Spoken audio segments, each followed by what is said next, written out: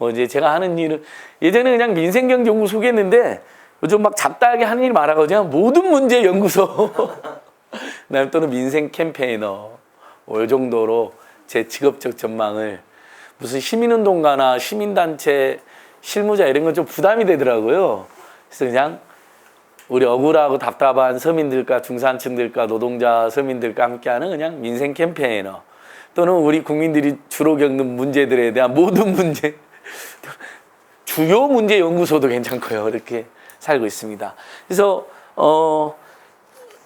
최근에는 무슨 집회도 했는데 이렇게 이제 검언개혁 집회도 했는데 제가 이제 일부러 이걸 갖고 온 이유가 그 오프라인에서 집회를 하려면 비용도 많이 들고 최근 또 방역수칙 위반으로 국민 여론이 사실 저는 뭐 아시다시피 야간 집회가 금지되어 있던 시절에 2008년 촛불 집회를 하다가 감옥도 갔다 오고 제가 감옥에 있을 때 야간 집회 금지 집시법에 대해서 이원 법률 심판 제청해가지고 이원 판결도 받아냈기 때문에 저는 뭐 집회 시의 자유에 대해서는 거의 절대적 옹호자인데 다만 방역 수칙 이 상황에서는 국민들의 여론이 나빠지는 것은 신경을 쓸 수밖에 없었고 요즘 이제 민주노총이 최근에 대규모 집회했는데 그 민주노총에 대한 방역 당국에 또는 경찰 당국에 또는 오세훈 서울시가 과도하게 개입하는 건 저희는 반대하면서도 한편으로는 우리 이제 꼭 민주노총만 의미하는 게 아니라 우리 노동 시민 또는 서민 재야 단체들이 뭔가 억울해서 집회를 해야 되는데 오늘 또 자영업자들이 했습니다. 방역 지원금 100만 원 너무 작다. 왜 9시냐 10시도 아니고 그다음에 손실보상 너무 정당한 집회잖아요. 해야죠 당연히. 근데 다만 만약에 오프라인과 온라인에서 우리가 더 국민들 여론을 더 신경 써야 될 상황이 있다면 경우에 따라서는 이렇게 온라인으로 모이는 것도 나쁘지 않더라는 것은 이번에 깨달았어요. 유튜브 한 33개를 모아가지고요. 온라인에 스튜디오에서 이렇게 뭐 김진애 조은원, 뭐 고일석 기자, 뭐 저도 했었고 뭐 조선일보 폐간, 정치검 차례체 뭐 이런 거 했는데 이렇게 했는데도 유튜브 30몇 개 생중계 줌으로 들어가고 그다음에 온라인 시민행동 사이트로 들어가니까 한 실시간으로 한 10만 명 안팎이 진짜 함께 있고요. 뻥 하나도 안 치고. 그다음에 나중에 이제 유튜브 방송 보신 분 가니까 100만 명이 넘는 거예요. 그러니까 어떻게 보면 우리가 광화문광장이나 청계광장이나 인천광역시 제일 큰 데서 모였을 때 모이는 열기 못지않게 온라인상에서 이런 집회가 가능하더라라는 이제 취지로 한번 해놔봤습니다. 예, 어쨌든 어제도 제가 갔다 온 집회는 이제 우리 계속 우리 입구에도 우리 택배 노동자님들 응원한 메시지가 있어서 너무 반가웠는데요. 어제도 CJ 대한통운 이제 노동조합에서 이제 택배 노조 중에 CJ 대한통운 지부가 CJ가 점유율 1위인데 제일 압독하게 한다. 170원은 우리 국민들이 인상하는데 동의해줬는데 그 대부분은 CJ가 먹어버리는 거예요. 그 170원 최소 그래도 한 절반 정도는 우리 노동자들 스스로 올려주는 데 쓰길 바랬는데 분류 작업에 인원 좀 투입되고 산재 고용보험료 일부 지원해 주는 것은 의미 있는 일이죠. 사실 우리 작년에 제가 이맘때 그 와서 강의했을 때 그때만 해도 택배 노조가 막 택배 이슈가 불붙을 때였고 막 과로사 한참 일어날 때였습니다. 근데 최근에는 과로사 뉴스는 확 줄어들었잖아요. 저는 이 택배 투쟁을 통해서 시민사회가 과연 무엇을 해야 되고 또 정치가 무엇을 해야 되는지 다시 한번 확연히 깨닫는 게 됐습니다.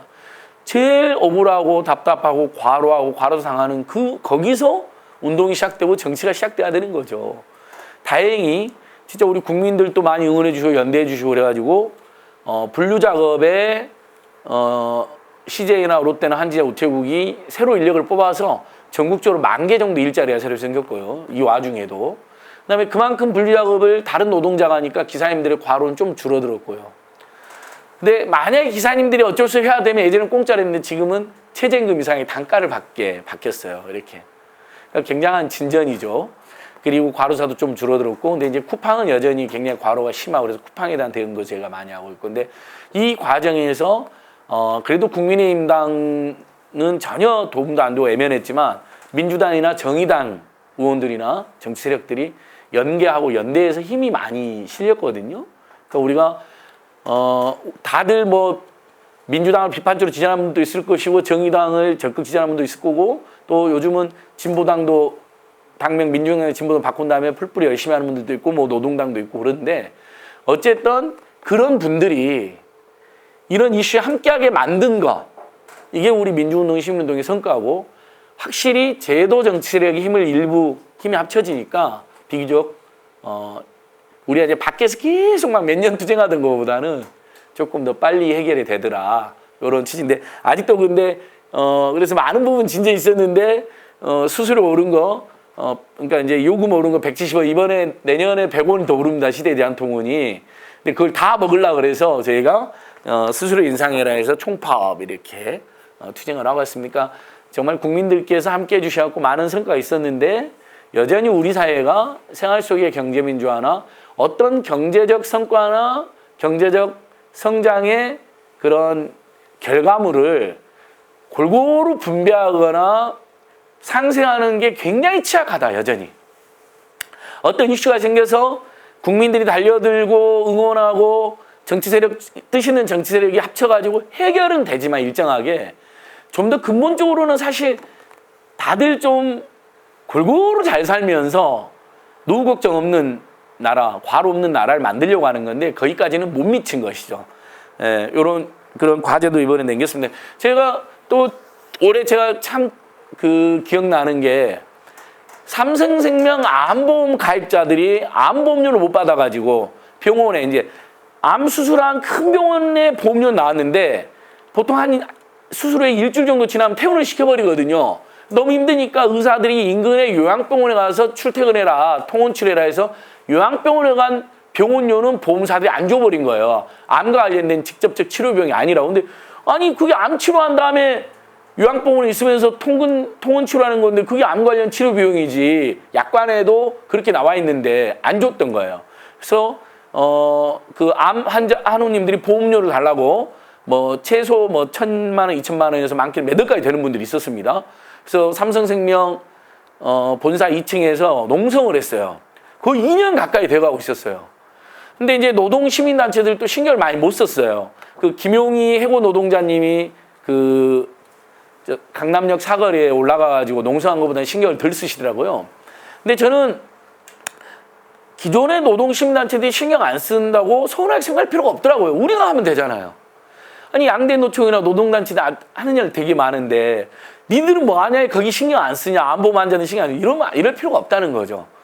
그냥 민생경제연구소나 생명안전시민네트워크의 송경영 신부님이나 오히려 이렇게 양대 노총이나 정통적인 의미의 노동민중단체들이 다른 이슈를 열심히 해야 될 때 그렇게 좀 약간은 결이 다른 어떤 민생 이슈, 소비자 이슈에는 또 다른 민생단체나 소비자단체가 가서 도와주면 된다. 그래서 집중적으로 데모도 하고 국회 민주당 의원들이랑 연계도 하고 정의당 의원들하고 연계도 하고 제가 삼성 직접 쫓아가가지고 협상돼가지고 올해 가을에 해결이 됐습니다. 그래서 최소한 문재인 정부의 뭐 성과나 한계에 대해서 우리가 많이 토론도 하고 지적도 하는데요. 장기 농성 문제는 대부분 해결이 됐어요. 말끔 해결됐다는 건 아니고 농성하던 데 있잖아요. 우리 김용희 해고 노동자, 삼성의 김용희 노동자님 1년 넘게 농성하던 거, 파인텍 노동자들 농성하는 거, 쌍용차 해고 농성했던 거, 삼성생명, 암한우님들 농성했던 이런 부분들은 그나마 이번 정부의 성과라고 말씀드리는 게 아니라 어쨌든 촛불시민혁명 이후에 성숙한 우리 사회운동과 일종의 이제 민생 정치 세력들의 연계해서 장기간 농성을 풀었다는 거, 그건 의미가 있다 이렇게 생각해 봅니다. 예, 그래서 저기 택배 요것도 갖고 와봤고요. 그다음에 이제 최근에 이제 어저께 CJ 노동자들 집회하면서 우리가 이제 예전에 들었던 피켓 이렇게 보여드렸더니 우리 CJ 대한통운 노동자들 좋아하시더라고요. 악덕 불법들의 점 CJ 대한통운이 책임져라. 안전하게 일할 권리 보장하라. 사실 이건 여전히 너무너무 중요한 주제죠. 저는 우리가 오늘 주제가 2022년 대선 어떻게 맞이할 것이냐인데 저는 이렇게 맞이하자는 거예요. 지금 현재 가장 억울하고 답답하고 과로사와 장시간 노동과 그럼에도 불구하고 저소득이 시달리는 모든 서민 중산층 민중들과 함께하는 대선을 만들자. 그런 취지인데 이렇게 안전하게 일할 권리 지금도 산업재해가 1년에 2,000명 안팎 여전히 중대재해기업처벌법이 만들어졌지만 그것이 제도와 현실을 바꾸는 데는 여전히 시간이 걸리고 그 제도도 정착되는데 지금 시간이 걸리기 때문에 여전히 매우 중요한 구호였습니다. 그래서 분류작업 쿠팡은 아직도 분류작업도 노동자를 새로 투입을 안 하고 있답니다. 그러니까 이 쿠팡을 제가 집중적으로 문제 제기하고 있고요. 우정사업본부가 택배 사업을 하는데 모범사용자 역할을 해야 되는데 공공부니까 민간 사업자보다 더하다. 그래서 보면 이 택배 노조가 지금 최근 우리 노동 시민 사회운동 통틀어서 가장 조직화가 잘 된 곳이거든요. 조합원만 지금 거의 10명에서 시작해서 한 10년 전에 10명이 시작했는데 지금 현재 한 7,000명? 대단한 학교 비정규직 노동자들 조직한 거랑 뭐 도로공사 비정규직도 조직 거의 그런 급들로 곳곳에서 이제 우리 노동조합이 조직화되고 이런 거 너무 잘 된 것 같아요. 근데 택배 노조도 그런데 이제 우정본부가 못되게 하는 거에 대해서 저희가 계속 문제 제기하고 있었고요. 그다음에 뭐 아파트 요거 이제 우리 사실 지역에서도 이슈가 됩니다. 요즘 아파트들이 지상 출입 차량 출입 금지한 아파트들이 있어가지고 지하로 들어가면 당연히 저상 차량이 많이 들어가고 탑이 높이가 그러니까 막 허리를 구부리고 일을 하셔야 되니까 이 문제도 여전히 계속 저희들이 지상 출입을 허용하거나 아니면 지하로 들어가게 하려면 고탑 차량 높이가 보장이 돼야 된다. 근데 이명박 박근혜 때 규제를 엄청 완화해가지고요. 2.3m면 아파트 주차장 2.3m면 되는 거로 높이를 낮춰버렸어요. 2.3m 주차장에는 고탑 차량이 못 들어갑니다. 그래서 택배기사님들이 어쩔 수 없이 저탑 차량으로 바꿔서 들어가면 저탑 차량은 거의 무릎으로 기고 다니거나 허리를 90% 섞여서 안에 들어가서 이렇게 빼내야 되니까 너무 힘이 드시더라고요. 그래서 이 문제도 계속 남아있는 건데요. 일단 저상 차량 그래서 대안이 될 수 없다. 뭐 분류작업 택배사가 즉각 책임져라 이렇게. 근데 이제 올해 또 여름에 정말 감동적이었어요. 8월 15일 날 제2의 택배 없는 날이 있었거든요. 작년에 1회가 있었고 올해 2회가 있었는데 우리 택배 노조랑 택배 과로사 대책이랑 택배 기사님들 응원하는 시민의 모임이랑 다 같이 모여서 기자들 엄청 많이 왔더라고요. 택배 노조 사무실 모여가지고 택배 없는 날 두 번째 국민 여러분께 감사합니다. 언론 보도 많이 나왔어요. 그러니까 국민들도 되게 좋아하시더라고요. 국민들께서 응원하고 연대해갖고 상당한 이슈 해결이 있었고 그러니까 또 그래서 택배 없는 날이 두 번째 생겼는데 택배 노동자님들이 기자회견까지 열어서 다 일어서가지고 국민들께 정중하게 고맙다고 하면서 그리고 또 국민들께서도 또 참 노동조합에 대해서 편견이나 좀 이렇게 불편하게 생각하는 분들이 여전히 있는 건 사실이잖아요. 또 예를 들면 안타깝죠. 일부 노조에서는 뭐 좀 불필요한 일탈 같은 것도 있다 보니까. 근데 택배 노조가 이렇게 굉장히 국민들과 소통 잘하고 예의 바르게 하니까 굉장히 이제 노동조합에 대한 인식도 아주 많이 개선된 효과가 있었던 것 같아요. 최근에는 이제 그래서 우리 국민들께서 전 참 우리 대한민국이 앞으로 전 잘 된다고 믿는 게 여전히 뭐 우여곡절이 있지만 그 엘리베이터도 없는 빌라 같은 데에서 미안하니까 기사님 너무 미안하고 고맙습니다 하고 입구에다가 음료수를 이렇게 쌓아놓은 거예요. 이거라도 편하게 드시라고. 근데 기사님이 이제 4층까지 올라와서 물건 놓고 가다 보니까 이제 목이 마르고 그럴 수 있잖아요. 그리고 그것도 다 원래 자기 돈으로 사 먹어야 되고 그러니까 자영업자로 됐으니까. 근데 이렇게 하나 집어들든지 뒤로 돌아가지고 CCTV가 있는 걸 보고 이렇게 꼬박 인사를 하고 가신 거예요. 기사님이 고맙다고. 근데 또 그 집주인께서 그걸 보고 또 감동을 받아갖고 YTN에 제보를 한 거예요. 그래서 YTN에서 굉장히 훈훈한 뉴스 나왔는데 댓글이 막 수천 개가 달렸어요. 별거 아닌 것 같지만 우리 국민들이 그런 어떤 소박한 연대나 서로 배려하고 응원해 주는 거. 그러니까 생활 속의 노동 존중이고 그 노동 존중의 당사자가 또 그 시민들에게 감사 인사를 이렇게 꾸벅하고 가시거든요. 그 뉴스 메인 포탈에도 다 메인에 뜨고 그랬어요. 제가 댓글 보니까 대한민국은 서로 배려하고 따뜻하게 응원해 준 좋은 나라다. 이렇게 되어 있더라고요. 저는 그런 문화도 우리 택배 노조가 상당히 노력을 많이 했다. 국민들로부터 우리가 응원받아서 일정의 투쟁에 질책이 있었다면 당연히 국민들에게 우리도 더 질 좋은 택배 서비스로 보답하고 그 다음에 늘 감사드리자 이런 일이 있지 않았나 싶습니다. 그래서 이렇게 집회했던 것도 보고 이렇게 이제 집회하는 모습은 이렇게 하고요. 그 다음에 이제 저는 우리가 2002년 대선은 정말 생활정치, 민생정치, 민중정치의 대선이어야 되니까 방금 이제 택배 이슈 한번 살펴봤고요. 결국은 부동산 문제 핵심이라고 다들 이야기하잖아요.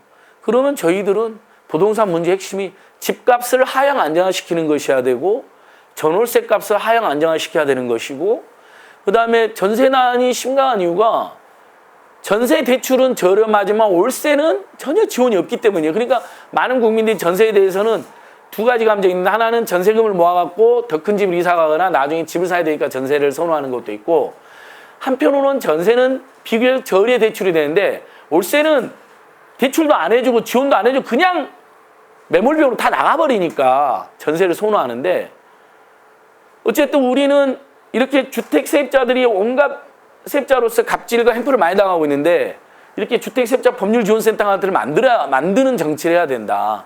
이게 민변하고 참여연대가 이렇게 만든 거예요. 민변이랑 참여연대에서. 그러니까 세입자들이 마음 놓고 상담할 수 있는 것도 우리나라가 없는 거예요. 물론 주택임대차 분쟁조정위원회라고 법률구조공단이나 서울시나 경기도는 있습니다. 인천도 아마 설치되어 있을 거예요. 광역시도가 직접 설치하거나 아니면 법률구조공단 지부에 설치하게 법에 주택임대차 보호법이 있거든요. 그러면 이제 건물주하고 어떤 분쟁들을 조정해주고 해결해주는 기구가 있습니다. 근데 거기도 어쨌든 공공기관이니까 마음 편하게 민간에서 이렇게 상담할 수 있도록 이렇게 이런 센터가 생겼다는 게 참 저는 좋았습니다. 이어서 이제 민변 같은 경우가 공인권변론센터 창립 5주년 되는 올해 여기서 무료로 변론받은 시민이 무려 5,476명이나 되더라고요. 얼마나 좋은 일입니까?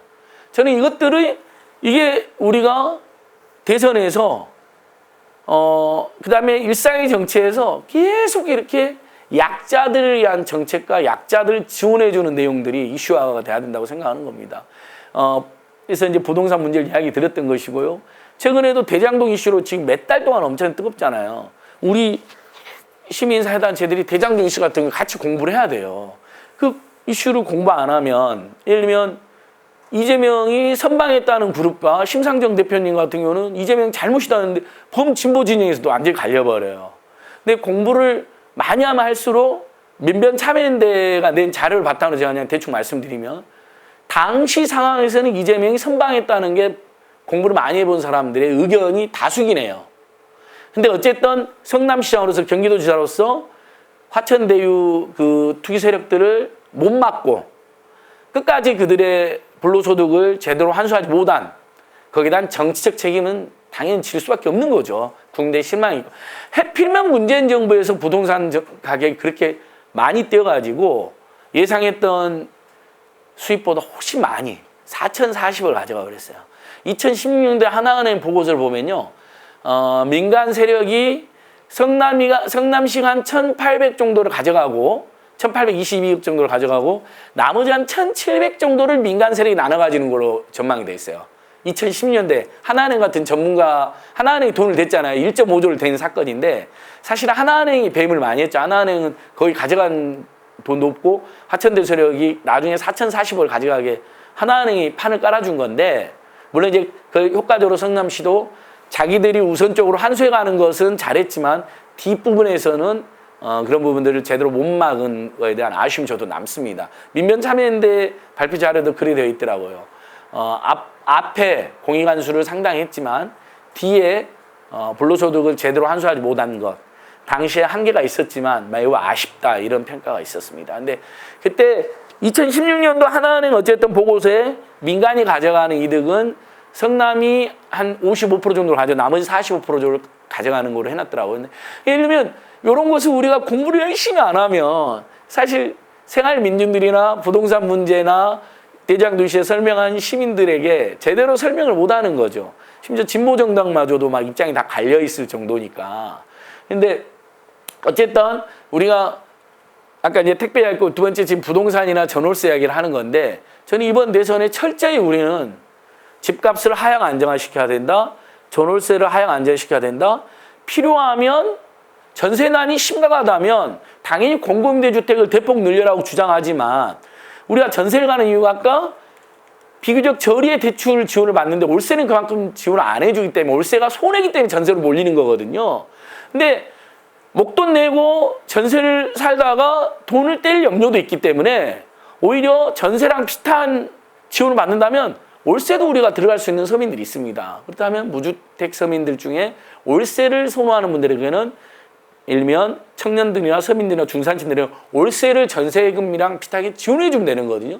그런 부분이 굉장히 취약해가지고 전세난을 가중시킨 면이 있습니다. 그래서 내년에 문재인 정부에서 내년에 소득이 조금 하위 계층인 청년들에게 월세 20만 원 지원 제도가 이제 처음으로 도입이 됩니다.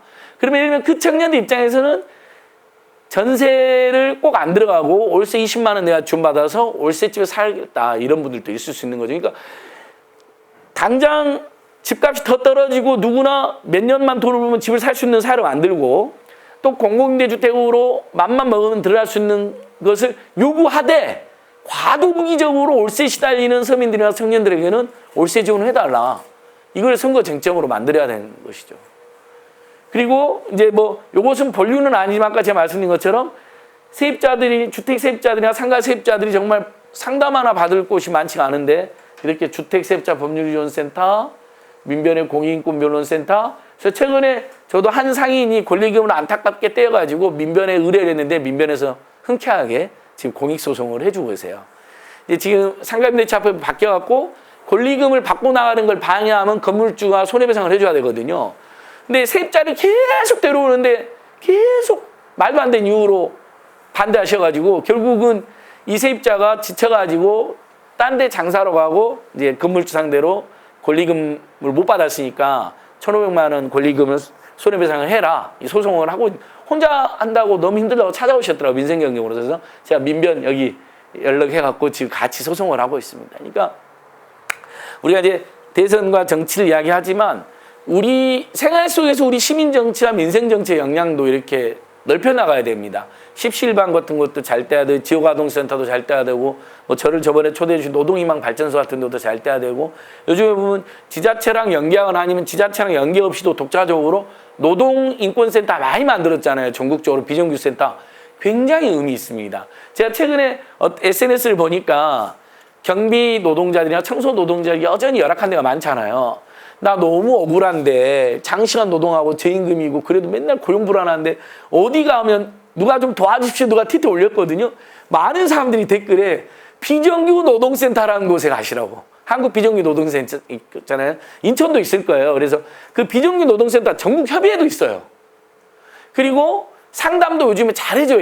옛날에 비해서. 노동권익센터 같은 데는 서울시나 아예 서울시 같은 경우는 시 산하의 노동권익센터가 저 종로구 운현동에 아주 크게 있습니다. 지금 오세훈대에서 저기 굉장히 이태롭긴 하지만 어쨌든 이런 것이 다 생활정치나 민생정치의 결과물이고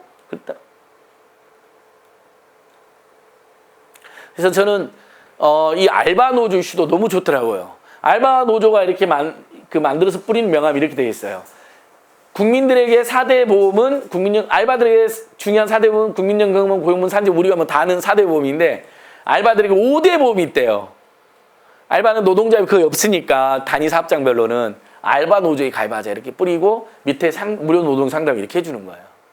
직장갑질 112도 굉장히 최근에 성공한 최근 우리 한국사회 NGO나 노동단체를 통틀어서 아까 말한 택배노조나 학교 비정규 노조가 제일 성공했고 NGO급으로는 직장갑질 119가 대성공을 했어요. 크고 작은 직장갑질에 시달리는 직장인들 어디 상담할 데가 없었는데 직장갑질 119. 알바들 입장에서는 알바 노조부로 꼭 제가 노조 가입 안 한다 하더라도 이제 이런 게 우리들의 생활정치 영향이고 민생정치 영향인데 이러면 대선 때 바로 이런 흐름을 응원해주고 더 힘을 실어주고 이걸 더 법과 제도의 영역으로 끌고 가는 그런 세력과 우리가 연결해야 되는 거예요. 그러니까 뭐 당연히 국민의힘의 윤석열 일당이 그걸 할 리는 없는 것이고 우리 범민주진보진의 입장에서는 진보당이냐 정의당이냐 아니면 참 마음에 안 들고 문제는 많지만 그래도 이재명이 해온 게 있으니 이재명에 대한 비판적 지지냐 어쨌든 국민의힘으로 정권에 넘어가는 건 막아야 되는데 이런 고민이 있는 거죠. 한편으로 이제 또 민주노총에서는 이제 민중 단일 후보 만들어보자 제안이 각 진보정당한테 했단 말이에요. 전 민주노총 위원장 한상균 위원장도 출마하겠다 이렇게 선언을 했고 근데 또 이분들이 다 자존심 세가지고 심상정 후보, 진보당의 김지현 후보, 한상균 후보, 노동 그 사회주의 또 뭐 대선 후보 그룹이 있는데 이분들이 모여서 단일 경선을 할 것이냐 이거에 대해서는 회의적인 시각도 많더라고요. 제가 그래도 써놨지만 저는 제발 그렇게 했으면 좋겠어요. 설령 우리가 이재명에 대한 비판적 지지 입장을 가지고 있는다 하더라도 좀 더 한국 사회가 민중적으로 민생 위주로 그다음에 사회적 약자를 옹호하는 방향을 하려면 진보 정당들의 선거 개입력이 커져야 되거든요. 일상적 사회적 영향이 커져야 돼요. 근데 안타깝게 오히려 최근에 진보 정당의 정치 영향력이나 제가 이제 거기에 선한 영향력으로 써놨는데 사회 영향을 끼친 선 줄어들었어요. 그게 지배적인 평가입니다. 예전 같지 않아요. 그리고 깜짝 놀란 게 제가 너무 마음 아픈 게 예전에는 그래도 다수의 국민들이 민주당이나 뭐 이재명 같은 사람 찍으면서도 마음으로는 굉장히 미안해하고 응원했었잖아요. 근데 나 정말 마음 아픈 게 심상정 후보님이 비호감이 막 더 높은 거로 막 나올 때가 많아요. 이거 아무튼 우리 모두 그러니까 범진보 진영이 더 서로 연대하고 존중하기 노력돼야 되지만 정말 우리 진보정당 세력들도 뭔가 대혁신과 한골탈퇴가 필요하구나. 아니 어떻게 비호감이 더 높을 수가 있을까? 아니 제가 이제 이건 제가 임의로 말하는 게 아니잖아. 모든 여론조사에서 그리 나오니까 물론 이제 들쭉날쭉하기도 하고 이재명이 비호감이 1위로 나오는 경우도 있고 윤석열이 1위로 나오는 경우도 있고 안철수가 나오는 경우도 있고 심상정 후보가 나오는 경우도 있는데 그런 여론조사 몇 번을 봤거든요. 그래서 참 마음 아픕니다. 근데 뭐 어쨌든 지금은 이제 우리 촛불시민을 같이 했던 세력도 정확하게 자기가 지지하는 정치 세력으로는 많이 이렇게 분화가 되어 있는데 저는 뭐 우리 17반 선생님이나 제 주변에 제가 감히 말씀드리면 그래도 우리는 계속 민주당 내 진보 블록과 정의당과 진보당과 양대 노총과 풀뿌리 시민사회 단체들의 뭐 선거에서 단일 후보는 안 된다 하더라도 그 흐름이 어쨌든 그 흐름이 극우 극단주의를 압도하고 수구 냉정 기득권 세력을 압도하는 것으로 갔으면 좋겠다. 서로 상처를 좀 최소화하자. 이런 호소는 드려봅니다. 근데 아무튼 이렇게 알바 노조가 열심히 하는데요. 최근에 또 알바 노조가 참 잘했어요. 알바 노조도 국민한테 지금 사랑받는 노조인데 맥도날드 투쟁을 아주 잘한 거예요. 맥도날드에서 식자재 유통기한 조작이 있었는데 알바를 시켰는데 알바만 징계를 한 거잖아요. 알바 노동, 알바 청년만. 알바 노조가 이슈를 제기를 잘한 거예요. 왜 알바 노동자에게 책임을 뒤집어 씌우냐? 평소에 식자재 스티커 가리라고 하는데 스티커 가리가 거기만 있었냐? 딴 데도 있었다. 그리고 이제 탐사 보도 프로그램에 붙어서 그다음에 이참에 최저임금만 주는 맥도날드의 처사에 대해서도 이야기하자. 그다음에 환복 가서 대기하고 환복하는 시간 다 원래 일반 사업장은 급여를 주잖아요. 맥도날드는 지독하게 그것도 인정을 안 해주는 거예요. 20분, 30분씩 빼서 1년에 몇백억씩. 그게 그냥 알바 노동자 한 명에는 10분, 20분이지만 한복 시간이나 대기 시간이 그걸 합쳐놓으니까 1년에 몇백억을 임금을 탈루한 거예요. 제가 맥도날드 앞에만 저도 한 10번 간 것 같아요. 최근에.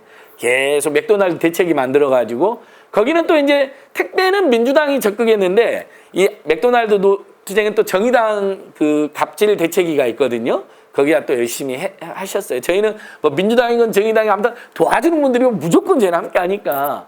근데 그러면서 맥도날드 투쟁을 알바 노조가 잘하면서 알바 노조가 늘 또 알려진 게 돼서 최근에 조합원도 조금 늘어났을 거예요. 후원금도 좀 늘어나고.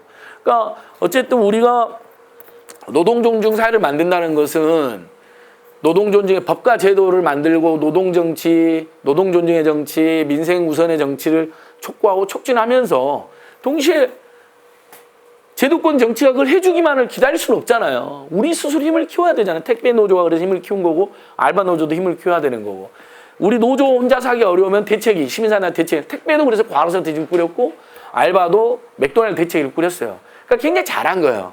이제 이런 것들이 모든 어떤 이슈가 있을 때 이런 식으로 당사자들 힘을 키워나가고 연대하는 판을 키우고 뜻 있는 제도 정치와 연대하면 우리 사회가 저는 뭐 지금도 앞으로도 더 좋아질 거라고 믿고 있습니다. 그래서 이 부분 이제 알바 노조랑 함께 한번 봤고요.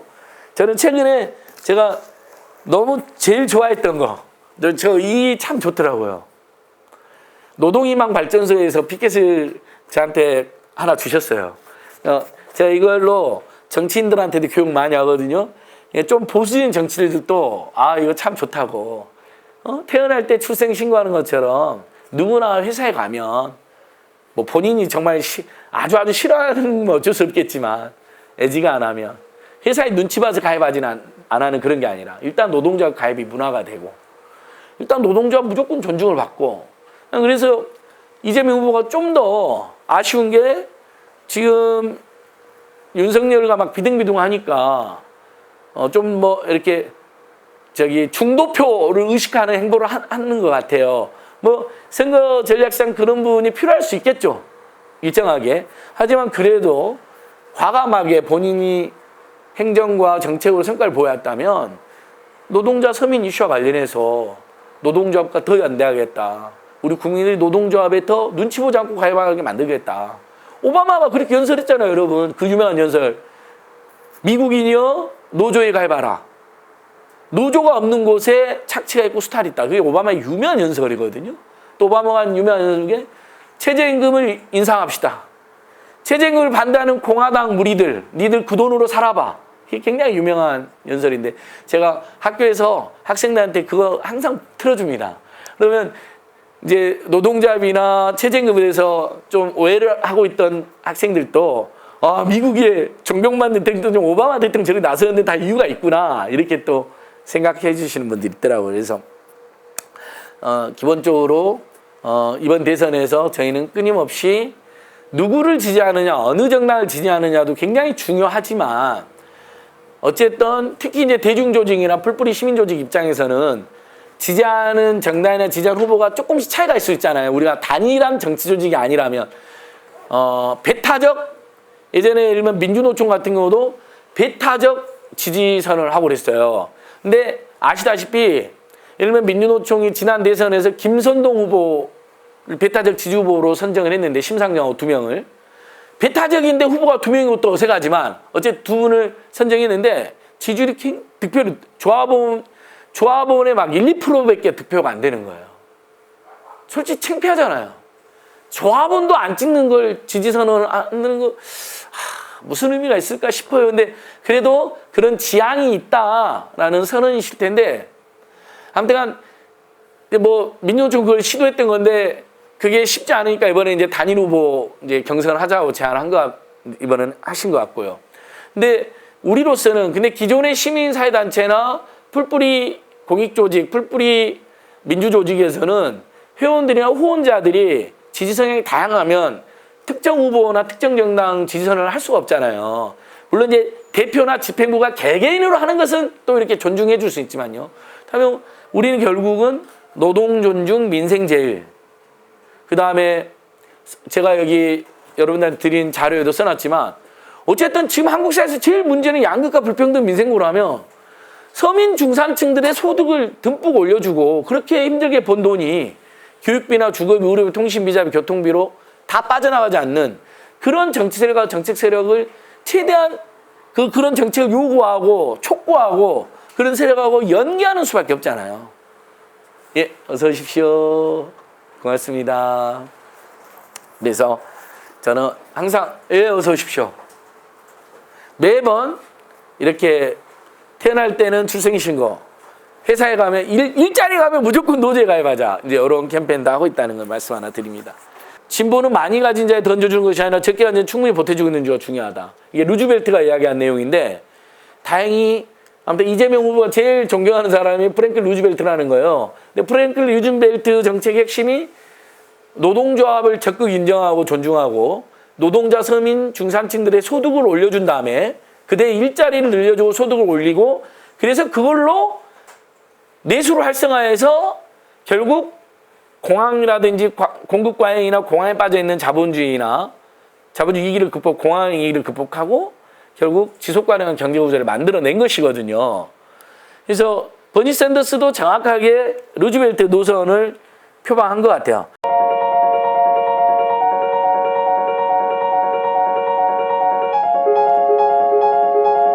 When you get down to basics and you talk about morality, it seems to me that the least that we can do as a nation which has more income and wealth inequality than any other major country on earth, a nation in which the wealthiest people are becoming phenomenally richer while we have over 40 million people living in poverty, the very least that we could say is that nobody in America goes hungry.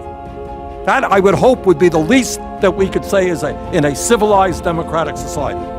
Sanders tells ABC News he is in. And Senator Bernie Sanders of Vermont running for president. Earlier today, Vermont Senator Bernie Sanders officially announced that he will run as a Democrat for the President of the United States. We now have a political situation where billionaires are literally able to buy elections and candidates. Let's not kid ourselves. They want to end Social Security, Medicare, Medicaid, more tax breaks for the rich and large corporations. Nobody in America wants that except the billionaire class. And yet they are now able to put hundreds of millions of dollars into the political process. A great nation will not survive, in my view, when so few have so much and so many have so little. He has a set of consistent principles that he has run on his entire political life. I think Americans love authenticity, and they think there's not a lot of it in politics today. And Bernie Sanders, like him or not, is authentic. Let's say this about Bernie Sanders. He is the rarest of commodities in Washington, D.C. He is truly an honest man. I've never run a negative ad in my life. I've been in many campaigns, and you ask the people of Vermont, they will tell you Bernie Sanders has never run a negative ad. I hate and detest these 30-second ugly negative ads. Obviously, we have to be strong in protecting our people from terrorism, but I don't think we have to undermine the Constitution and deny our people basic constitutional rights. I think what we have got to appreciate is when you have 6 financial institutions that have assets equivalent to about 60% of the GDP of America, you know what? Let's be honest. You can't regulate them. You'd break up the banks. Absolutely. Absolutely. They are if they're too big to fail, they are too big to exist. Middle class is collapsing, poverty is up, and the rich are doing phenomenally well. What do? What you do is say that in America we're going to rebuild our crumbling infrastructure, and by doing that we're going to create millions of jobs. We've got to raise the minimum wage to a living wage, and over a period of years to at least $15 an hour. We as a nation are the only country in the industrialized world not to guarantee health care. 45,000 people die each year because they don't get to a doctor on time, which is why, by the way, I am a strong advocate of a Medicare for all single-payer program. Quality education in America, from child care to higher education, must be affordable for all. Vermont Senator Bernie Sanders surprised everybody by raising more than $1.5 million in the first 24 hours after he announced. You have 100,000 people who have pledged to volunteer on the campaign already? No, actually we have 175,000. All over this country, you have a lot of bright, decent, good people. They're saying, you know what? Situation is hopeless. You can't beat the Koch brothers. You can't beat the billionaires. You can't win. I'm giving up. That is exactly what they want us to believe. And I beg of you, do not enter that world of despair. We can win this fight if we stand together. Well, let me just say this about my political career. I think few would argue that it is the most unusual political career in the United States Senate. Nobody thought that I would be elected mayor of Burlington, Vermont. Very few people thought that I would beat an incumbent Republican to become United States Congressman from Vermont by 16 points. And people weren't so sure I could beat the richest person in Vermont to become a United States Senator. So I would say, don't underestimate me. When millions of people stand up and fight, they win.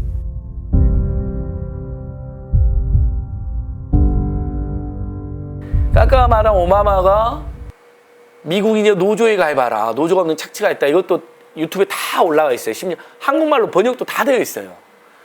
앤드류 양의 기본소득 돌풍도 잘 설명되어 있어요. 왜 기본소득이 필요한가? 물론 이제 한국에서는 기본소득에 대한 논쟁이 있으니까 우리가 그걸 지지하는 차원을 돌리는 게 아니라 미래사회 모델 중에 하나로 검토해보는 거로 이번 대선에서도 의지할 수 있는 것이죠. 그리고 저는 이재명 후보도 일부 수정한 것처럼 또 심상정 후보 대표님이 일부 수정한 것처럼 한국 사회에서는 하려면 범죄형 기본소득으로 하는 게 맞는 것 같아요. 다 같이 부자부터 가난한 사람까지 아이부터 노인까지 다 한 달에 100만 원씩 주는 사회가 제일 바람직할 수도 있겠지만 언젠가는. 근데 지금은 한국 사회에서 가장 중요한 게 양극화 민생고 불평등을 해결해야 되는 거거든요. 저출생 고령화 문제를 해결해야 되는 거거든요. 어쨌든 기성세대보다 청년세대가 꿈과 희망이 더 없는 최초의 세대가 됐거든요.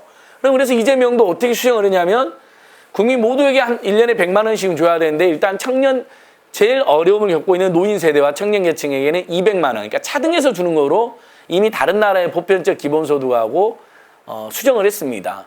최근에 심상정 후보님도 일단 최소 국민 모두가 한 달에 100만 원씩 받을 수 있는 사회가 되는데 최소 100만 원. 근데 저소득층, 일면 이제 복지급여를 받는 분들, 일면 1인 가구 기초생활보장부 보면 50만 원, 60만 원 정도 되질 않잖아요. 거기부터 100만 원을 끌어올리겠다는 거예요. 그러니까 100만 원이 무조건 생활에 아무리 없이 사는 사람도, 아무리 실업자도, 일면 우리가 실업급여 받는 기간이 지난 어떤 청년 세대가 있었다. 여러 사정으로 알바는 하고 있지만 소득이 70만 원밖에 안 된다. 그러면 최소한, 근데 혼자 산다. 그러면 최소한 100만 원까지는 맞추겠다고. 그래서 심상정 대표님 뭐라고 권리했냐면 범주형 기본소득이라는 표현을 쓰더라고요. 그러니까 계층별. 일단 어려운 계층에게 먼저 기본소득을 최대한 깔아주겠다 이런 거죠. 저는 이런 건 의미가 있는 것 같아요. 모두가 100만 원을 당장 받는 것보다는. 그래서 제가 그 국민재난지원금 논쟁 때도 저희는 어떤 주장을 펼쳤냐면요. 보편적 차등지급 주장을 했습니다. 그러니까 국민 모두가 코로나19 때문에 힘들었기 때문에 그 다음에 내수 활성화 전략이기 때문에 누구는 주고 누구는 안 주는 건 안 된다. 예를 들면 15조만 배정을 하면 5천만 국민한테 30만 원씩이 가능하잖아요. 그렇게 다 주되 물론 그렇게만 줘도 저소득층이 받는 30만 원은 고소득 받는 30만 원에서 훨씬 값지기 때문에 빈곤 문제를 해결하거나 양극화 문제를 해결하는 데 도움이 됩니다. 소득증 1,000만 원 버는 사람에게 30만 원에게는 소득 증대 효과가 거의 없지만 100만 원 버는 분에게 30만 원은 30%의 소득 증대 효과가 생기잖아요. 그래서 저소득층 소득이 실제 최근에 늘어났습니다. 일부라도. 재난지원금하고 중앙정부가 주는 재난지원금과 기초단체가 주는 재난지원금, 추가 재난지원금이 효력을 발휘한 것으로 분석이 되고 있습니다. 그래서 저희는 어떻게 주장했냐면 그럼 중앙정부가 1인당 30만 원씩 주면 15조가 들어가고 지방정부가 하위소득 50% 이하에게는 예를 들면 20만 원, 30만 원을 더 주는 거죠. 그러면 이제 모든 국민들, 예를 들면 부평구민으로 하면 부평구민들 다 30만 원씩을 받았지만 재난지원금으로 부평구에서 하위소득 50%에 속하는 분들은 예를 들면 20만 원, 30만 원 더 받으면 양극화를 해소하는 효과까지 생기잖아요. 보편성과 형평성이 동시에 갖춰준다. 저는 이런 정책도 저희가 굉장히 의미가 있다고 생각합니다. 어쨌든 버니 샌더스의 문제의식, 한국 정책, 우리가 이번 대선에서 하려고 하는 문제의식 저는 그대로 투영되어 있다. 교육, 주거, 의료 이런 분야에 있어서 저는 그러니까 다시 저는 우리가 예전에 민주노동당 시절에 무상의료, 무상교육, 무상주거 걸었는데 다시 걸어야 된다고 봅니다. 강력하게. 근데 지금 정의당도 이재명 후보도 그걸 강력하게 이야기는 안 해요. 기본소득 이야기는 부분적으로 이제 도입하겠다고 이야기는 되어 있지만, 근데 국민 입장에서는 기본소득도 의미는 있다고 생각하는 분들이 많이 있는 것 같아요. 미래 일자리가 불안하니까. 근데 지금 당장 저는 더 설득력 있는 것은 우리가 다 지금 여기 계신 분들이 동시에 겪고 있는 문제가 이제 우리가 살고, 물론 아이가 없는 분도 있지만 아이가 있고, 우리가 자랄 때, 아이가 자랄 때 제일 많이 들어가는 비용, 교육비, 주거비, 의료비, 그 다음에 통계청 통계에 보면 교통비, 통신비, 이자 비용으로 나와 있어요. 식료품 비용하고. 여기를 줄여주는데 이번 대선에서 우리가 강력하게 요구를 해야죠. 그래서 내년 예산안에 진짜 반가운 소식이에요. 저희들이 주창한 거에 비하면 뭐 세 발의 피에 불과하지만 아이를 낳으면 200만 원 출산지원금이 무조건 나오고요. 지금 12월 달 아이 낳은 부부들이 굉장히 많이 후회하고 있습니다. 한 달만 늦게 낳을 걸. 근데 그게 마음대로 되는 게 아니까요. 그렇죠? 내년부터는 아이가 1월 2일부터 나면 200만 원 지원금을 받아요. 작은 돈 아니잖아요. 우리 최저임금 한 달치보다 더 많습니다. 만 2세까지 영아수당이 신설됐어요. 30만 원씩 나와요. 2025년부터는 50만 원 올라가요. 이른바 프랑스나 캐나다가 아동수당을 고등학교 3학년까지 주고 1인당 50만 원을 주는데 그게 우리나라도 이제 시작되는 거예요. 기껏 해봐야 아동수당 10만 원 주고 만 6세 미만 그 다음에 문재인 들어와서 만 7세 미만, 내년에 만 8세 미만까지 늘어납니다. 근데 10만 원이에요. 없는 것보다 낫지만 그 때문에 서민 중산층 가구 아이를 더 낳을 리도 없고 사실 그게 없는 것보다 낫지만 큰 도움이 된다는 느낌은 못 받으세요. 근데 30만 원, 50만 원 느낌 또 다르잖아요. 아이 나니까 200만 원 나오고 우리 흔히 말하는 우유, 분유값, 기저귀값 정도 나오는 거 아닙니까? 거기다가 맨 아기 때 비용이 많이 들어가고 부모도 제일 힘들 때인데 만이세까지 어쨌든 30만 원, 그 다음에 2025년에는 50만 원 올라가거든요. 저는 저는 예를 들면 기본소득도 좋은데 저는 좀 더 이것부터 요구했으면 좋겠어요. 고3까지 1인당 50만 원을 주라. 아동 학생 수당으로. 이런 걸로 우리가 승부를 걸자는 거죠. 근데 경선에서 떨어졌지만 이낙연 공약이 그게 들어있었어요. 그런 공약은 이재명의 심상정이 더 적극적으로 들고 나왔으면 좋겠습니다. 우리가 요구하자고요. 아동수당 만 8세까지 주고 정작 돈 많이 들어가는 초등학교 때는 안 주면 어떡하냐. 초등학교, 고등학교 때 하시면 알지만 정말 사교육 안 하고 학원 안 보내면 안 보낼 수 없는 구조로 되어 있어요. 여러 가지 이유로. 그러니까 뭐 사교육비를 보존해달라는 할 수는 없지만 최소한 고등학교가 어렵다면 최소한 중학교까지 지금 무상교육이니까 아니 고등학교까지가 무상교육은 완성됐습니다. 참고로 여러분 진짜 한국이 진짜 많이 변했어요. 초중고 전면 무상교육, 초중고 전면 무상급식이 되고 있어요. 우리가요. 그러니까 선진국 반열이 진짜 올라간 거예요. 여전한 양극화. 최근에 OECD 통계에서 신빈곤층이 6분의 1이나 된다는 통계는 충격적이긴 하지만 그래서 6분의 1이 850만 명쯤 됩니다. 그러면 이게 이 850만 명이 어떻게 나온 수치냐면 제가 딱 계산 비슷해요. 월급 200만 원이 안 되는 노동자가 615만 명이거든요. 최저임금 선의 노동자들이 500만 명 정도 있어요. 이분들에다가 실업자 치면 딱 850만 되잖아요. 그러니까 최저임금 올리고 이분들에게 복지소득이 플러스 되는 거. 그게 기본소득이라면 저소득층 재난용 이러면 그러면 당연히 신빈곤층도 줄어들게 되죠. 그러니까 버니 샌더스가 이야기한 것처럼 그 다음에 조 바이든도 되자마자 그렇게 선언했어요, 여러분. 문재인 대통령 이야기가 똑같아요. 국민들의 소득을 증대시켜서 그걸로 국민들이 가게 살림을 피게 만들고 내 소비를 늘려가지고 내수를 활성화하겠다. 조 바이든도 이번에 되자마자 뭐라 했냐면 앞으로 미국 정부는 중하위층을 집중적으로 돕겠다. 상층은 안 돕겠다. 알아 잘 사니까. 50% 이하층을 집중적으로 돕겠다. 그러면 그 자체로 도덕적으로 옳고 정부가 해야 될 일이고 그럼 그들이 소득이 늘어나서 소비도 늘어나서 내수도 활성화될 거다. 이번 대선에서 우리는 그걸 요구해야 됩니다. 지금 어쨌든 잘 사는 사람들 더 도와줄 이유는 없잖아요. 재벌 대기업을 더 도와줄 이유는 없습니다. 제가 여기 써놓은 것처럼 당장 올 소득이 너무너무 10만 원, 20만 원 증대됐으며 하는 사람들, 월급이 조금 올라갔으면 하는 사람들은 대부분 서민 중산층 가구, 그 다음에 청년 가구, 그 다음에 중소상공인, 중소기업 가구일 겁니다. 같은 노동자여도 급여 차이가 굉장히 지금 많이 켜졌습니다. 그래서 대기업 정규직 노조에 대한 불신이 생긴 겁니다. 노동조합에 대한 존중과 그들의 노동기본권은 우리가 철저히 옹호해야 되지만 전체 사회적 맥락으로 보면 대기업 노조가 훨씬 급여를 많이 받고 있는데 그만큼 중소상공인이나 중소기업이나 비정규직들과 사회적으로 공정한 분배를 위해서 얼마나 함께 노력하고 있는지에 대한 이제 불신이 쌓이는 거죠. 이건 이제 제 주장이 아니고 양대 노총 내 이걸 열심히 주장하는 노동운동가들이 있습니다. 대기업 노동조합이 사회적 연대에 훨씬 더 적극해야 된다. 뭐 이제 요거 뭐 다른 맥락이니까요. 그러니까 어쨌든 우린 대선 때 자, 서민 중산층의 소득을 늘려달라. 그럼 어떻게 늘릴 것이냐? 일면 이재명 후보가 이야기했다가 유보시킨 제6차 재난지원금 한번 나와야 됩니다. 벌써 2년을 이렇게 고생을 하고 있잖아요. 집집마다. 근데 대선 전에 주기 어렵다면 대선 후에라도 달라 이거죠. 1인당 30만 원씩 그러면 4인 가구 기준으로 120만 원으로 다 달라. 그리고 저소득층 가구는 더 줘라. 아까 말한 것처럼. 똑같이 모두에게 주되 근데 이게 코로나가 지금 내년까지 가게 생겼잖아요. 보니까 분위기가요. 그러니까 재난지원금 한 번 더 소상공인들은 손실보상금을 풍성하게 받으면 되고요.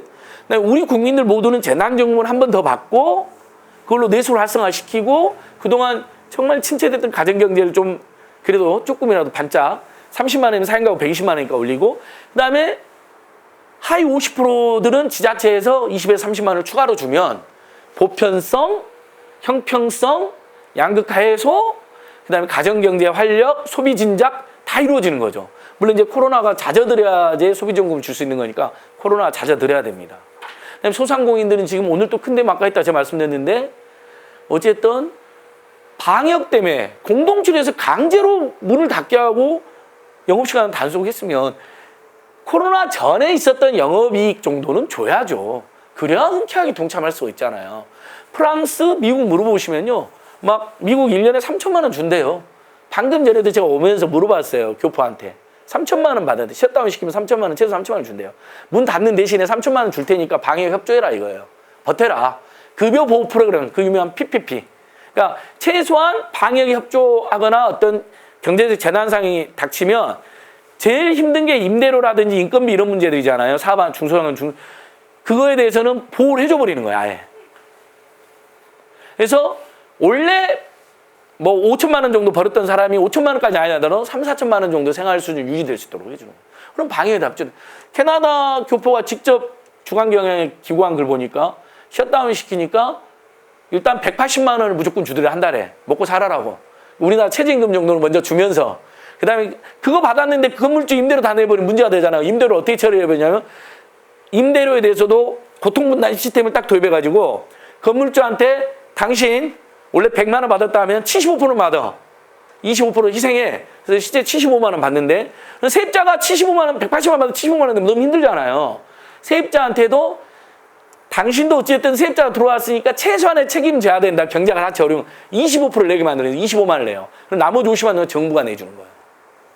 그러니까 세입자도 보호가 되고 상인도 보호가 되고 건물주도 보호가 되고 정부는 방역을 챙기는 대가로 건물주한테 50% 기존 받던 임대료 50%를 주고 건물주는 20% 희생을 보고. 그럼 만약에 건물주가 은행한테 돈을 빌린 게 있었다. 그러면 온 국민의 이자 부담이 있을 거 아닙니까? 그러면 당연히 은행들도 영업 금지 상태면 임대료를 받으면 안 되는 거죠. 아니 이자를 받으면 안 되는 거죠. 근데 우리는 손실보상제도를 7, 8, 9 처음으로 도입을 하긴 했거든요. 근데 임대료에 대한 강제 조항이 없어요. 그러니까 지금 이번에 7, 8, 9 손실보상 1차 손실보상에서 평균 300만 원 정도를 받았는데 한 8, 90만 명의 자영업자들이 받아서 다 건물주한테 갖다 주는 거예요. 근데 건물주들에게는 임대료를 깎아주면 작년에는 50%를 세금에 돌려줬으니까 뭐 1년에 1,000만 원을 깎았다면 500만 원 세금을 깎아줬어요. 올해는 70%를 깎아줘요. 1,000만 원 깎아주면. 근데 의외로 그래도 저희는 많이 해주셨다고 이렇게 고맙습니다 하긴 했는데 작년에 10만 명 정도 이렇게 동참 안 했어요. 건물주도.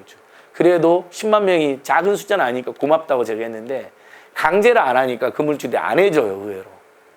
건물주들도 다 은행빚이 있고 그러니까. 그러면 은행들은 또 당연히 나서서 착한 임대에게는 우리가 당분간 이자 원금을 유예해 주겠다. 이자를 깎아주겠다.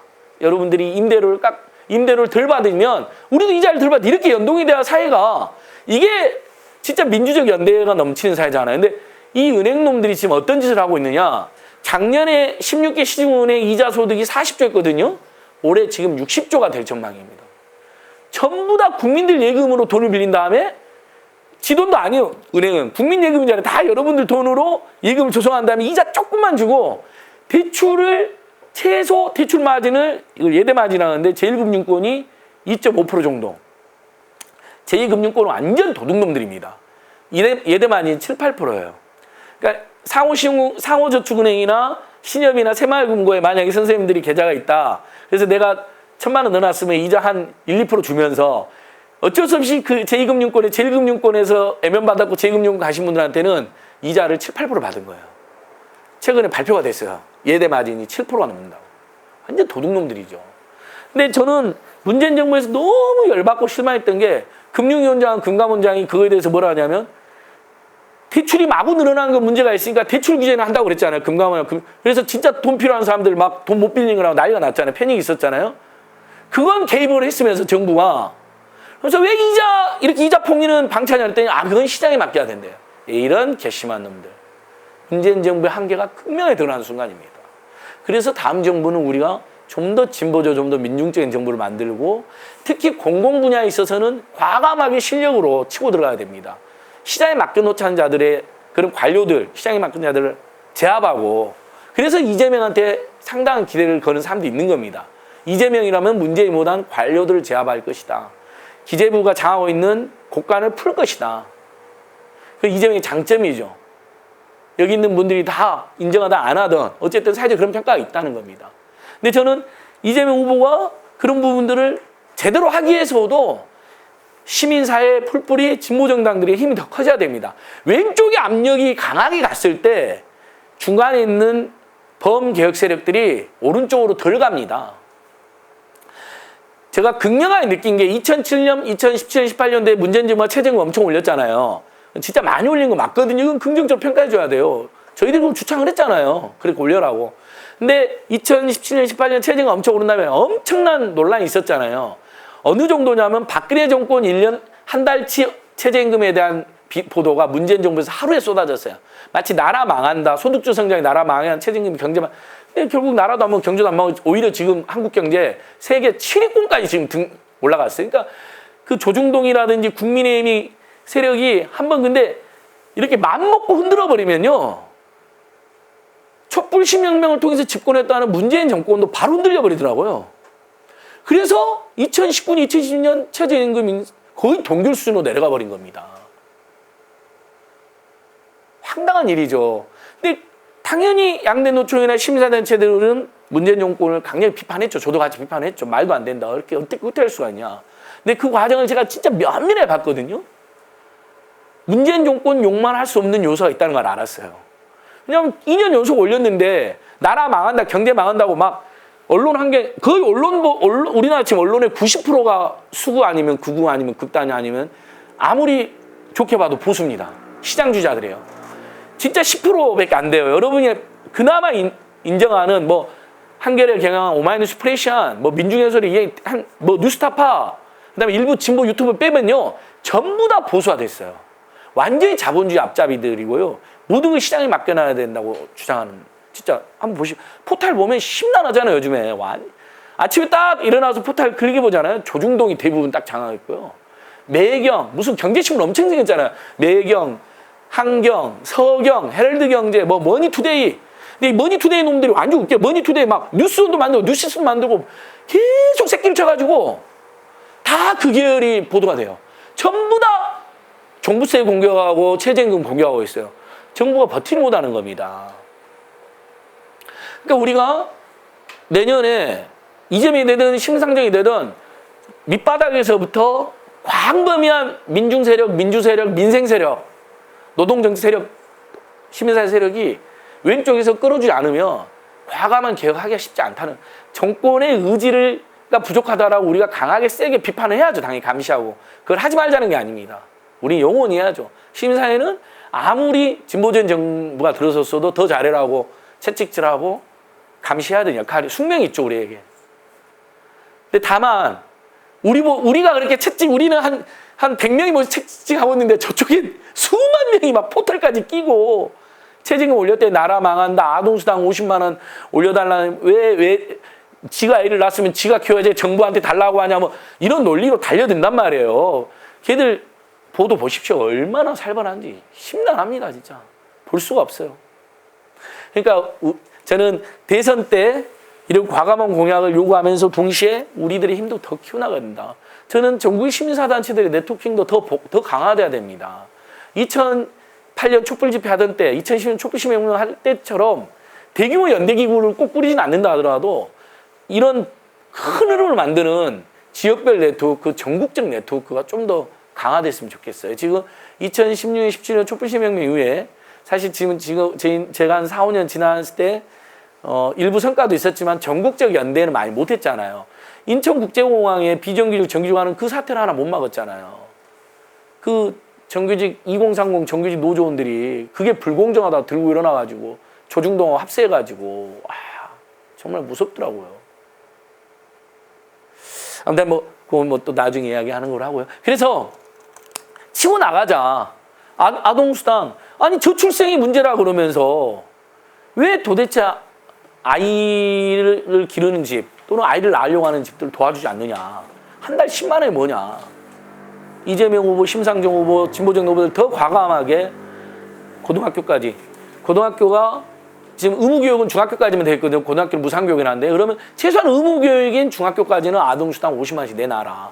이런 구호도 저는 걸어야 된다고 생각하고요. 아까 말씀드린 것처럼 일시적으로는 진짜 2년간 너무 우리 서민들 중산층들 힘들었습니다. 소상공인들. 손실보상금 충분하게 주고 전국민 방역 6차 재난지원금 한 번 더 주고 작년 5월달 때처럼요. 그다음에 동네마다 서민 중산층들은 지방정부에서 20만 30만 추가로 더 주고요. 그럼 지방정부는 돈이 어디 있느냐? 그럼 중앙정부, 지방정부에 내려보내는 돈을 더 늘려달라고 우리가 지역 NGO들이나 지자체 연합에서 싸워야 돼요. 특히 최근에 종부세 논쟁에서 그나마 우리가 덜 밀린 이유가 하나 있습니다. 저쪽이 막 언론의 90%가 보수니까 종부세 다 공격했잖아요. 세금 폭탄론이 이번에는 노무현 때보다는 덜 먹혔어요. 왜? 정말 유튜브들이라든지 뭐 많이 진실 많이 일단 국민이 1.7%만 내니까 그걸 널리 알렸고 두 번째 이 종부세가 어디로 쓰여지느냐 이걸 이번엔 2007년도 노무현 때 세금 폭탄론에서 이 부분이 효과적으로 부과 안 됐는데 이번에는 그나마 종부세는 100% 시군구로 다 배분이 돼서 우리 동네 복지 동네 다리도 놓고 가로등도 설치하고 도로도 넓히고 그다음에 어르신들 복지 늘리는데 100% 쓰여진다. 중앙정부는 한 푼도 안 써요. 광역시도도 한 푼도 안 쓰거든요. 종부세는. 그게 이번에 널리 그나마 좀 알려졌어요. 그러니까 예를 들면 지역 주민들 입장에서는 우리는 내지도 않을 뿐만 아니라 당장 부평구만 해도 물어보시면 부평구청에 물어보면 아마 최소 몇십억이 올 거예요. 종부세로. 이게 전국 240 몇 개 지방정부로만 배분이 되거든요. 근데 올해는 작년에 종부세가 주택분이 2조쯤이었는데 올해는 5조쯤으로 늘어났잖아요. 당연히 지방정부에 오는 세금이 2.5배 정도 늘어납니다. 얼마나 좋습니까? 부평구청 아마 부평구청장님이시라 저도 홍명 아니고 누구죠? 아무튼 어떤 분이실 것 같은데 그 사람 아마 그 재정 담당자는 지금쯤 입이 찢어질지 몰라요. 왜냐하면 종부세는 100% 지방정부로 배분해 주는데 작년보다 많이 늘어났으니까 몇십억이 더 내려올 겁니다. 근데 이게 좀 알려졌어요 국민들에게. 아 종부세 착한 세금이네. 다 지방정부에 주네 가난한. 그러니까 일면 종부세를 우리가 지금 윤석열은 종부세를 없애려고 그러잖아요. 재산세로 통합하겠다는 무식한 말을 했어요. 근데 더 웃긴 건 지가 사는 집도 내 집이 아니라고 거짓말하고 집값도 모르고 세금도 모른대요. 나 정말 그걸 당당하게 이야기해야 돼요. 관훈 토론에 나와가지고. 아니 부부가 결혼해서 같이 살면 자기 집이잖아요. 그럼 지가 내 집이 아니라고 말했거든요. 그러면 윤석열은 그 세입자인가요? 윤석열 고한데 최은순하고 김건희가 데려다 키웠구나. 아 그래서 실제 윤석열을 최은순하고 김건희가 어렸을 때부터 검사할 때 또 스폰서를 많이 해줬거든요. 그래서 아예 자기가 어쩔 수 없이 결혼하고 일종의 자기는 그냥 그걸 뭐라 그러죠? 대리사이처럼 그냥 살고 있다고 관념이 들어가는 거야. 이런 이야기가 나왔다니까요. 세상에 자기 집이 아니라고 말하고 집값도 모르고 세금도 모른다고 하는데 어떻게 그럴 수가 있습니까? 뭐 윤석열 이야기가 좀 끝이 없으니까요. 뭐 오늘은 또 빈곤층은 뭐 자유도 모르고 자유의 필요성도 못 느낀다는 희대의 망언을 또 일일 망언을 이렇게 이야기하더라고요. 제가 2030 세대들 만났는데 어제의 망언은 오늘의 망언으로 덮는 유일한 정치인이시라고 하던데. 아무튼 다 떠나서 정말 윤석열 같은 세력이 이렇게 판을 치고 다닌다는 건 자체가 문재인 정부가 큰 잘못을 한 것이요. 우리 국민들 모두가 괴로운 일인데 저는 우리가 뭐 비판만 하는 사람은 아니잖아요. 어쨌든 범진보 개혁세력은 사회 현상에 대한 상당한 책임감이 있어야 된다고 생각하는데 어쩌다가 저런 괴물이 지금 저러고 돌아다니는지 굉장히 저희들 역시 굉장히 어디서부터 이게 꼬였나 이렇게 반성도 많이 해봅니다. 아무튼 그렇습니다. 그래서 제가 드린 문서로 이제 다시 돌아가면 뭐 슬라이드는 이제 알바 노조까지 이제 겨우 와서 이제 멈췄는데 예, 우리 택배 투쟁 여전히 계속 하고 있고요.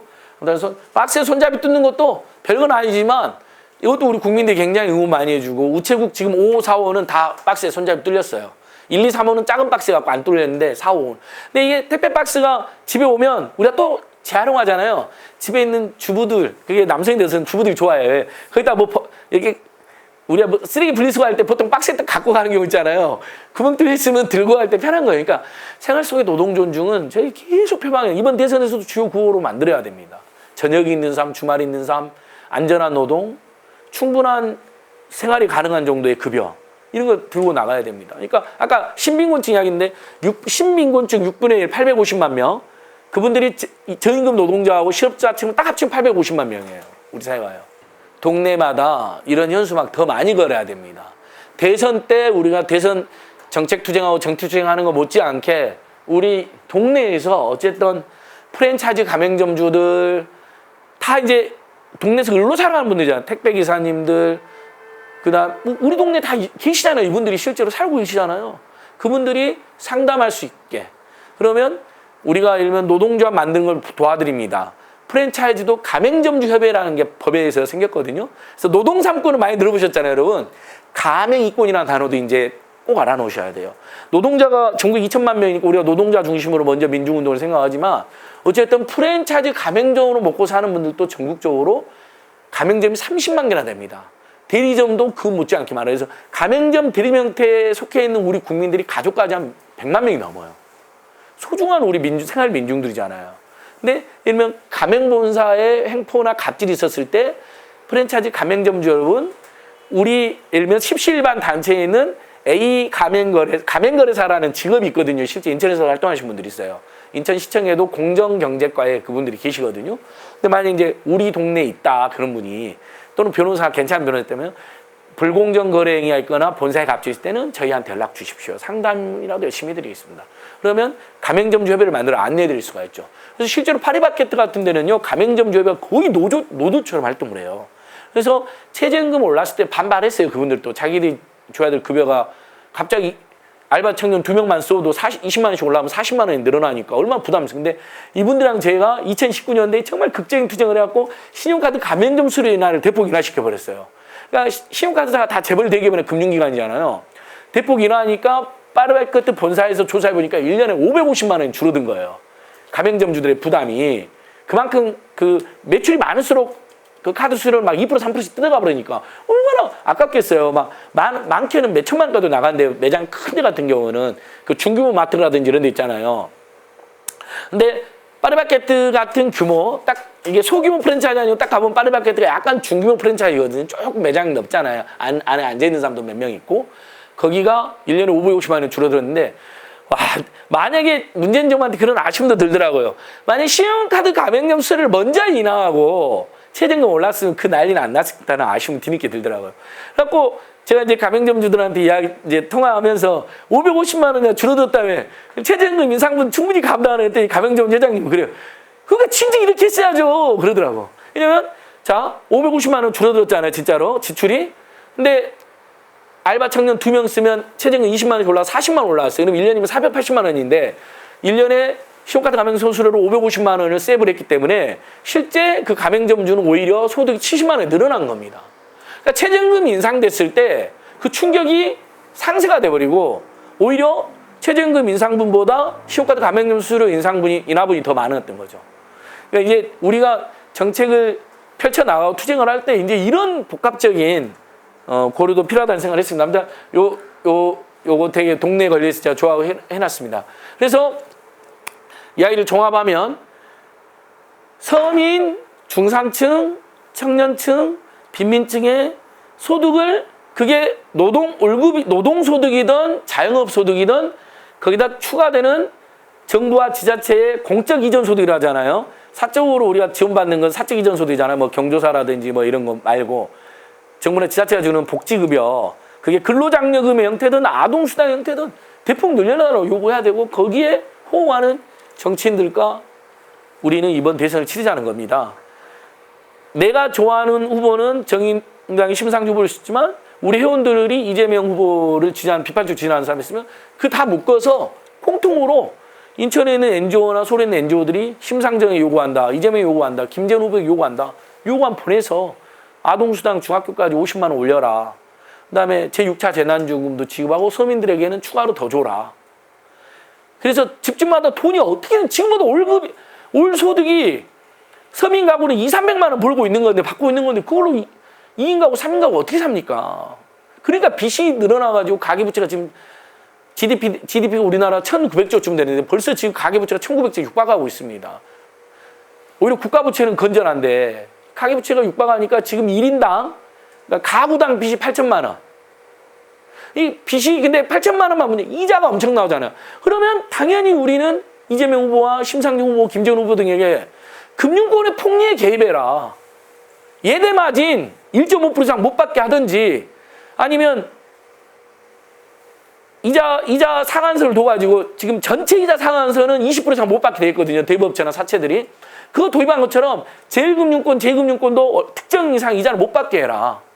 이례적으로 만약에 금리가 계속 올라가면 그때 어쩔 수 없이 일부 올린다 하더라도 아니 코로나19 때문에 돈 빌린 사람들 지금 이자 인상을 통보하고 있다니까요. 최소한 코로나19 때문에 돈을 빌린 분들, 어려워서 재난 때문에 돈을 빌린 분들에게는 소상공인들에게는 이자율 인상을 유예해달라고 요구해야죠. 이자를 깎아달라 그래야죠 오히려. 그걸 과감하게 그런 걸 공약을 만들어야 됩니다. 아쉽게 심지어 정의당 공약에도 그런 부분이 많지 않습니다. 우리가 금융 쪽 약한 거죠. 은행들이만 맡겨놔 버리는 거예요 지금. 근데 민중들은 이자 폭리에 굉장히 시달립니다. 아까 말했지 가구당 빚이 8천만 원 얼마 전에 통계가 나왔잖아요. 8천만 원이면 거기에 빚만 있는 게 아니라 그 이자가 나오잖아요. 이게 문제가 됩니다. 실제 지금 문재인 정부의 여당에 대해서 민심이 안 좋은 걸 제가 분석해 보면요. 일단 부동산 민심이 있어요. LH 사태나 대장정 사태까지 있고요. 그다음 코로나 민심이 있어요. 백신 관련 혼란이라든지 자꾸 이렇게 K방역이 전체적으로 잘 되긴 했지만 이렇게 길어지는 것 자체에 대한 짜증과 소상공인들의 분노가 있어요. 그 다음에 청년층, 어쨌든 청년층이 문재인 정부나 여당이나 또는 범진보 개혁 세력에 대해서 실망한 게 있어요. 그게 올바르든 올바르지 않든 간에. 아무튼 수구 언론 영향들 가짜뉴스는 상당한 이탈이 있어요. 심상정 후보를 안 좋아해요. 2030이 심상정 후보 쪽으로 가야 되는데 못 가고 있어요. 민주당이 문제면 심상정한테 가야 될 거 아니에요. 정의당이나 진보당한테 안 가고 있어요. 진짜 이거 우리 큰 문제입니다. 그다음에 금융에 대한 민심이 굉장히 악화되어 있습니다. 꼭 필요한 대출도 제대로 못 받고 어렵게 대출 받았는데 이자 막 올린다. 근데 왜 정부는 이것을 방치하냐. 이 문제들을 해결하지 않으면 저는 대선도 어렵다고 봅니다. 제 아무리 이재명, 심상정이 잘해도 개인적으로 능력이 있고 진정성이 있다 해도요. 이 네 가지 민심에 대해서 위로하고 사과하고 성찰하고 부동산에서는 이렇게 코로나에서는 이렇게 금융에서는 이렇게 청년들에게는 서민들에게 이렇게 확고하게 내 삶이 나아진다는 확고한 믿음과 정책을 선명하게 제시하고 대선 대통령 되면 하겠다는 것도 중요한 대통령 여기도 써놨는데 대선 전에도 할 수 있으면 이거는 하겠다. 학자금 지금 칠레 35살 대통령이 됐는데 되자마자 이분이 학자금 탕감하겠다 나왔어요. 2030도 학자금을 아직도 이자 굉장히 시달리고 있는데 무상교육도 검토하겠다, 추진하겠다. 그리고 우선적으로 학자금 이자부터 무이자로 하겠다. 지금 1.7%까지 줄어들긴 했거든요. 이자율이. 옛날 이명박 박근혜 때 많이 줄어들었죠. 1.7%면. 그래도 그것마저도 부담이 되잖아요. 그렇게 치고 나가줘야 된다는 거죠. 그래서 저는 다시 옛날 민주노동당 때 우리 친환경 무상급식으로 전국을 강타했던 것처럼 무상의료, 무상교육, 무상주거, 공공비 이런 거 다시 들고 나와야 된다. 그리고 그걸 강하게 요구하자. 대선에서 우리 서민 중산층들의 소득이 획기적으로 늘어나고 그렇게 어렵게 번 돈 교육비, 주거비, 의료비, 통신비, 이자비, 교통비로 다 빠져나가는 거로 강력하게 치고 나가야 된다. 그다음에 과로와 과로사와 산재와 장시간 저임금 노동 문제에 대해서 확실하게 노동 존중으로 최저임금 인상을 약속하게 만들자 더. 이런 것들을 오늘 쭉 이야기를 하게 되었습니다. 예, 이게 저희들이 대선 때 해야 될 투쟁이 아닐까 싶습니다. 일단 제 강의는 이 정도 마치겠습니다. 1시간만 하자고 했는데 뭐 어떻게 9시가 됐어요.